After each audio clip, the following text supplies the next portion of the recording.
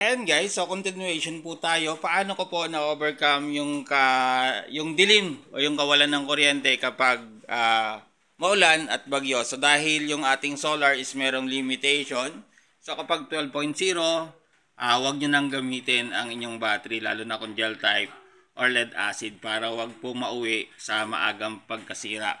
So dahil ang problema natin ngayon guys is wala tayong ilaw, dahil nag-cut off po yung ating light connection. So ito po yung ating indicator kung meron tayong supply. So dapat gumagana yung ating wattmeter. Ayan. So opo muna natin, no. Ayan. So hindi po talaga gumagana yung ating mga ilaw. So ilaw po to, no. Ayan.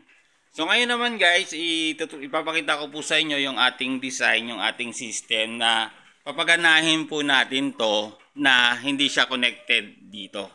Ayan, so papakita ko muna sa inyo. So, in-off ko yung fuse, tapos tinanggal ko yung isang linya. Ayan, para malinaw po sa inyo na hindi na ko po ginagamit to, no. Ayan, so para wag na rin siya mag-delivery ng power. Tapos, ang gagamitin po natin is yun sa ating appliances connection. So, dito yan connected yung ating electric pan na 12 volts. Ayan. Tapos, ayan, 12 volts natin na electric fan. Tapos, charger ng ating cellphone. Ayan. So dahil ang problema po natin is yung ilaw, so gawan po natin ng solusyon. So dito guys is meron tayong MTS. Ayan. So pag inon ko to is gagana yung sa light connection po natin. Ayan. So on ko lang dito sa, ayan o, makikita nyo 12.4 na siya.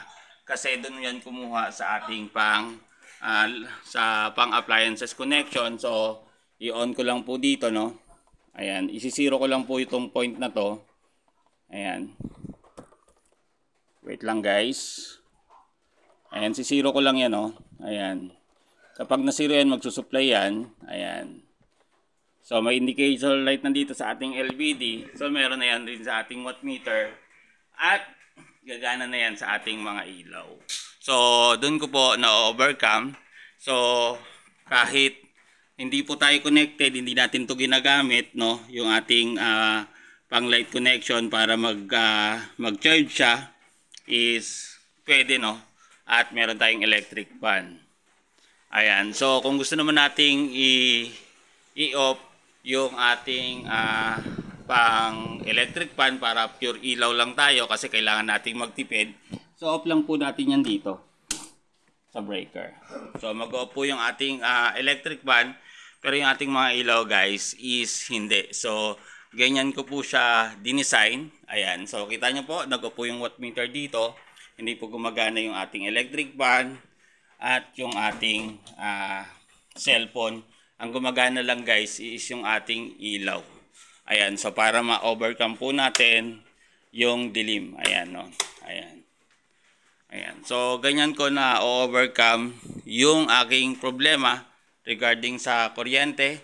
Ang nagbigay lang ng solusyon yung solar off-grid. So dapat alam rin po natin siyang i-design at alam rin po natin yung pag-compute para hindi po tayo nasisiraan ng battery. So that is for today's video.